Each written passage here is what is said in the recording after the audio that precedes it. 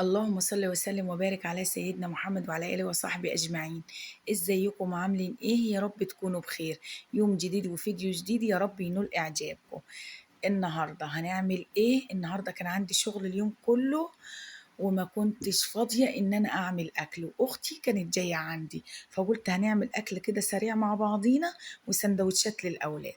فهنا معايا حوالي نص كيلو لحمة مفروم، انزل عليه بفصين توم مهروسين، وبهارات الكفتة بتاعتي ملح فلفل اسود، سنة شطة لو حابين، ومعلقة صغيرة بيكنج باودر، ومعلقتين نشا، وبصلاية مفرومة. تمام، انتوا عارفين عني كفتة الحياتي انا بعملها بصلة كاملة، مش بصفي المية بتاعتها، وبتطلع متماسكة وتمام زي ما بتشوفوا كده معايا. تمام، لو اتبعت الخطوات دي هتبقى معاكي تمام. يبقى زي ما قلت لكم معلقة بيكنج باودر، 2 نشا، بصلاية مفرومة، 2 فص توم، فلفل اسود وملح وبابريكا. التوابل بقى والبهار اللي حضرتك حابة تضيفيه ضيفيه، وبشرة جوز الطيب انا برضو كنت ضايفاها مع التوابل. اخد بقى العجينة ابدأ ان انا اعجنها كويس واركنها ترتاح شوية. لازم العجينة ترتاح شوية قبل ما اكور فيها. تمام، هنا بقى الكفتة بتاعتي انا ما كنتش هعملها صوابع، انا كنت هعملها كده زي كفتة داوود باشا، دواير. انا اولادي بيحبوا الحركة دي جدا وبيفرحوا بيها. ولو فاكرين في الفيديو بتاع كفتة الرز، اولادي برضو كنت عامله لهم حبه كده دوائر هم بيحبوها. تمام، احنا النهارده هنعمل صينيه تحفه ومتكامله وزي الفل وهتعجبكم. هنا كان عندي فشه على النار، الفشه اللي هي بتاعت الذبيحه، انتوا عارفين الفشه دي اللي هي ايه؟ اللي في الدول العربيه الرئه، الرئه دي اسمها الفشه. دي طبعا ما ينفعش ان انا اضيفها في الصينيه دي بتاعت النهارده غير لما تكون مستوية ومسلوقة، علشان هي أكتر حاجة في الصينية بتاخد وقت في السوا. تمام، والصينية اللي احنا هنعملها دي النهاردة الترتيب مهم جدا فيها. الترتيب ليه؟ علشان خاطر الحاجة اللي بتستوي وبتاخد وقت أسرع نضيفها في الأول، والحاجة اللي بتاخد وقت قليل زي الكبدة دي نضيفها آخر حاجة. طب يا أم إياد الكفتة مش بتاخد سوا؟ تمام يا حبايبي، الكفتة مش بتاخد سوا، بس سهل الكفتة ان انا لو ضفتها متأخر شوية ان هي ما تاخدش الصدمة اللي انا عايزاها وممكن تفك معايا. فتابعوا معايا وشوفوا انا عملت ايه. صينية وجبتها ورفعتها على النار وفيها قطعتين دهن ومعلقة زبدة، حابة تضيفي زيت براحتك. ونزلت بدوائر الكفتة بتاعتي، هبدأ ان انا اشوح في دوائر الكفتة زي ما انتوا شايفين كده معايا. تمام، الصنف اللي هيتشوح معايا هروح ضيفاه في الحروف بتاع الصينية، اركنه على جنب بحيث ان انا اوسع لغيره. انا طبعا الصينية سخنت والمادة الدهنية بتاعتي ساحت فيها ايا كانت، سمنة، زيت، دهن، اللي هي المتاح والموجود اتعاملي بيه. انا دي كانت قطعة دهنة كانت في الكبدة، وكانت معلقة زبدة، هي دي كانت المادة الدهنية بتاعتي انا معتمداها في الصينية دي. تمام، هنا بقى الكفتة بدأت تاخد اللون معايا، هبدأ ان انا اركنها على حروف الصينية وهنزل بالصنف اللي بعده. ايه الصنف اللي بعده يا ام اياد؟ هتشوفوا معايا دلوقتي، دي كلاوي. يبقى انا صينية النهاردة هعملها ايه؟ اللي هي سمين، كبدة وكلاوي طحال، لو في كفتة، سجق، قلب، فشة، المتاح والموجود عندك اعملي. طبعا انا الفشه كنت سلقاها على النار واغسلها وتمام وهقطعها وهضيفها معاكم دلوقتي. يبقى انا بعد ما حمرت الكفته ركنت الكفته ونزلت بالفشه بتاعتي. انا بقى في الصينيه دي مش هضيف اي حاجه غير هم جرنين فلفل حامي وبصلايه كمنكه مش اكتر. زي ما انتوا شايفين الحلويات المذبح دي بتبقى حلوة جدا وبيبقى طعمها حلو ولذيذ، فما ينفعش ان انا اغير من طعمها بالبهارات الزيادة او بالخضار الزيادة، فبستكفي بمنكهين بس، اللي هو البصل او التوم، طبعا مع الفلفل الاسود الكينج في الوصفات دي. تمام، ما ينفعش ان احنا نستغنى عنه. الفلفل الاسود احنا بنحب نضيفه جدا في الاكلات، وخاصة الاكلات دي. انا كشخصية كأم إياد معتمدة التوابل الطبيعية بتاعتنا، اللي هي الفلفل الأسود والملح، الكمون، الكزبرة، وزي ما قلت لكم قبل كده أنا بتعامل في كل التوابل حصى، بيبقى أضمن وأوفر ليا وأنضف. تمام، هنا قطعت فلفل حامي واحد، وقطعت البصلية هبدأ ان انا اقطع فيها زي ما انتم شايفين، وابدأ تشويح الكبدة عفوا الكلوة كده كانت اتشمعت واتشدت معايا وخلاص ما فيهاش اي دم اعزكم الله ولا اي زفارة. ابدا بقى ان انا اخلط المكونات كلها في بعضيها، بحيث ان المكونات كلها تاخد من قلب بعضيها ومن طعم بعضيها. تمام. ابدا بقى ان انا اضيف فلفل اسود حبه محترمين هنا، بحيث ان هم يطعموا لي الكلاوي معايا. والكفته كده كده كانت واخده التوابل بتاعتها ومتفل و14، والكفته ايديها من اول الصينيه لاخر الصينيه مش هتفك معايا. هنا بقى كانت الفشه او الرئه زي ما بتقولوا عليها، كانت اتسلجت معايا ومغسوله ومتقطعه وزي الفل.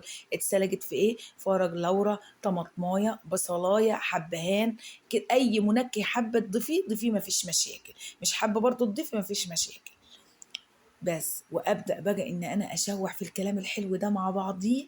وخدوا بقى احسن صينيه، تسموها بقى صينيه سمين براحتكم، صينيه وحوش براحتكم، زي ما تحبوا قولوا عليها. احنا بقى هنا بنسميها التحميره بتاعه العيد، بس طبعا احنا مش شرط نعملها في العيد. انا الحاجات دي كانت عندي في الفريزر، وطبعا انا اولادي معايا ولد وبنت، ربنا يبارك لي فيهم ويبارك لكم في اولادكم جميعا يا رب. فطبعا اختي كانت عندي وحماتي وكلنا، فقلت الاكله دي ناكلها مع بعض. طبعا انا واولادي مش هناكل الكميات دي كلها مع بعضها، والحاجات دي لما بتقعد في الفريزر وقت طويل مش بتبقى افضل حاجه، وخاصه الكبده. تمام. بس فبألف هنا وشفا لكل اللي أكل حاجة، وكانوا منوريني ومشرفيني ومكتريني، وكانوا يومين حلوين جدا قضيناهم مع بعض. ويا رب دايما أيام كتير نقضيها مع بعضينا، وربنا ما يحرمكوش من أهاليكم يا رب ولا من دخلتكم على بعضيكم، اللهم أمين. هنا بقى جبت كام فص توم كده أدجهم معاكم بالهون بتاعي علشان ننعنش الصينية بتاعتنا. تمام. ضيفي فصين، دي بنتي كانت جنبي هي اللي واقفه بتقلب وتقول لكم حطوا اللايك. يلا بقى اللايك والاشتراك في القناه عشان خاطر ريناد. تمام. اهو زي ما انتوا شايفين. هنبدأ بقى ان احنا نوسع كده علشان نضيف هنضيف الكبدة كده. الصينية بتاعتي ما اخدتش وقت، الكفتة ما اخدتش، والكلاوي ما اخدتش، والفشة كانت مستوية على النار وتمام. هنوسع بقى علشان نضيف كام شريحة كبدة، وخلاص دقيقتين على النار وندفع عليها. طبعا الكبده احنا بنشيل الغلاف اللي من بره، بيخليها دايبه وبيخلي طعمها حلو جدا. ادي الكبده معايا اهي زي ما انتم شايفين. طبعا الكبده مش بتتغسل يا حبايبي، في مصفى بضيف عليها حبه كمون وعصير ليمونه ومعلقتين خل، ده كمحلول غسل للكبده، وبسيبها دقيقتين تصفي اللي فيها. لكن ما ينفعش اضيف على الكبده اي احماض وفي نفس الوقت اروح مدخلاها التلاجة، لا الكبده لازم تتعمل في ساعتها بدون اي احماض. تمام يا حبايبي. وضيفي بقى معلقه التوم بتاعتك، وحته فلفل حامي لو في تاني في المرحله دي، والفلفل الاسود بتاعك، ورشه كزبره، وخدي احلى طعم واحلى نكهه واحلى سندوتشات ممكن تاكليها. وبالف هنا وشفا يا حبايبي على قلوبكم وقلوبنا. اهو يبقى انا بدأت بتشويح الكفتة، وسعت على الحروف، نزلت بالكلاوي، بعدها نزلت بالفش المغسولة ومستوية ومتقطعة شرايح زي ما شفتوا كده معايا. وبعد كده وسعت وضفت الكبدة، ومعلقة توم مفرومة، ونص فلفل حامي أو واحد مفيش مشاكل، ورشة كزبرة ورشة فلفل أسود تاني زي ما قلت لكم هو الكينج في الوصفة. وخلاص على كده، وهقلب تقلبتين في الكبدة وخلاص شكرا. وخدوا أحلى ريحة وخدوا أحلى طعم وبألف هنا. وصفة لذيذة وخفيفة وحلوة جدا. ودايما الصيف أنا ما بحبش أعمل تسبيكات فيه كتيرة، ولا بحب أعمل أكل فيه كتير، بحيث إن الجو بيبقى حر والأولاد بيكونوا زهقانين، ده بالعافية الواحد بيزجهم كده على الأكل. فدايما بختار الحاجة اللي يحبوها هما وياكلوها. وطبعا زي ما قلت لكم اختي كانت عندي نورتني وشرفتني، وانا كنت معايا اوردر امبارح بحضر فيه، وهي عملت اكل الاولاد، عملت لهم اكل حلو خالص. ممكن تتفرجوا على الفيديو في قناه هناكل تسلم ايديها، بوجه لها التحيه من هنا، وربنا يخليكي ليا وما يحرمنيش منك ابدا. وبألف هنا وشفا على قلوبنا. هنا الصينيه بتاعتي كانت خلصت، نعمل بقى حبه تحابيش. هنا بصلايه واحده متقطعة زي ما انتوا شايفين كده، وهدبلها بشوية ملح ومعلقة بسيطة سماق. السماق بيدي لون حلو للبصلة، وبيديها كده طعم كده، انا ببقى حباه كده مزازة، بيبقى حلو خالص. وكام عود بقدونس انا مقطعاهم، وجرجير. واللهم لك الحمد والشكر، كانت احلى سندوتشات، وكانت صينية كده معتبرة تمام وزي الفل. اعتمدوها بالطريقة دي، سهلة وبسيطة. طبعا ما ينفعش شوية الاكل دول من غير حبة سلطة طحينة. تمام، براحتك بقى، سلطة طحينة، سلطة مشاوي لو عندك ومتاحة براحتك. في ناس بتحب تاكل جنبها كده سلطة خضرة، جرجير، خضار، ايه الخضار اللي عندك واللي تحبيه. بس انا يعني كم مقيت استبعد خالص حاجة المشاوي جنب الاكلة دي. هو يا دوب سلطة طحينة، حبة مخلل، حبة طماطم متقطعين، حبة بصل بالسماق زي ما أنا عاملة كده. وخدوا بقى أحلى سندوتشات وأحلى طعم. هنا معلقتين طحينة من البرطمان بتاعي، فكيتهم بمعلقة زبادي وشوية مية، بس مش أكتر طبعا، ما كترتش علشان أنا عايزة الأكل ده يخلص على طول. زي ما قلت لكم الصيف أنا ما بحبش أكتر الأكل فيه. بس فيديو لذيذ والطعم تحفة والأكل لذيذ وما شاء الله ولا قوة إلا بالله. على الطحينة سنة كزبرة، سنة كمون، سنة شطة، مع عصرة ليمونة بحب أضيفها. بس كده. وهنقدم الطحينة بتاعتنا، وهنقدم السلطات بتاعتنا والأكل بتاعنا. وهي أختي وهي جاية اشتريت لي عيش معاها أبيض علشان أنا ما كانش عندي عيش. لو كان في وقت كنا خبزنا عادي، ما فيش مشاكل. احنا بنحب التجمعات وبنحب اللمة. انا اولادي صغيرين، بخاف اروح كتير هناك. ابني ربنا يحميه ويحرس يا رب شاجي شوية، فبخاف. فهم بصراحة عاذرين حتة زي دي ومقدرين.